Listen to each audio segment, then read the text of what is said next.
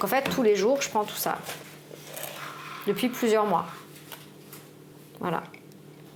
Systématiquement, depuis 1 an, j'alterne des phases où je vais mieux et des phases de rechute, avec des épisodes de fièvre, avec des sueurs nocturnes, avec des difficultés respiratoires. Il y a des jours où simplement d'emmener mon fils à l'école, pour moi, c'est hyper fatigant. Aujourd'hui, ce qui subsiste principalement, ce sont des séquelles cardiaques qui sont assez importantes. Puisque aujourd'hui, je souffre d'une péricardite aiguë chronique que nous n'arrivons pas à soigner. Je suis allée 3 fois aux urgences à la demande de mes médecins. À chaque fois, je n'arrivais quasiment plus à marcher, tellement j'avais mal, tellement j'étais essoufflée. À certains moments où je suis allée aux urgences, j'avais une forte fièvre et systématiquement, on m'a renvoyée chez moi avec du Doliprane en me disant « c'est normal, c'est le coronavirus, limite arrêtez de vous plaindre en fait, ça va passer ». Et d'ailleurs, pas plus tard que ce matin, j'ai décidé d'aller consulter à l'hôpital américain à Paris. Donc je suis allée dans un hôpital qui coûte très cher, que je dois payer moi-même, et pour qu'on m'annonce que j'ai des séquelles irrémédiables.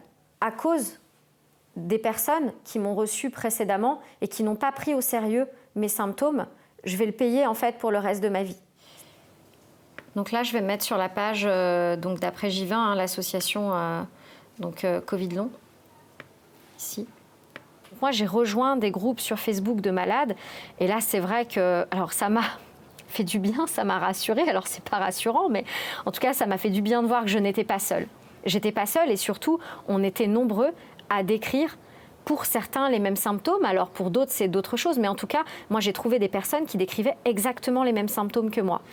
Et aujourd'hui, ces groupes font un travail vraiment formidable. Ils se battent pour la reconnaissance du Covid en affection de longue durée. Et ça, c'est un combat très important parce que comme on est à 1 an de symptômes pour certains, de maladies. Il y a des personnes qui sont en arrêt maladie depuis plusieurs mois.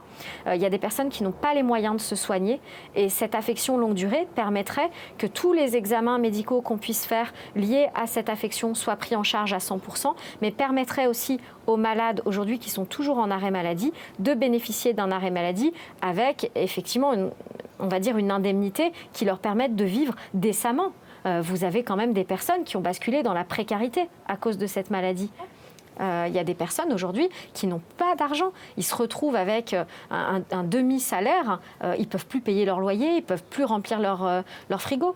On en est là, on est en train de créer une génération de personnes sacrifiées à cause du coronavirus. Et tous ces malades de Covid long, on en fait quoi aujourd'hui? On fait quoi de ces gens?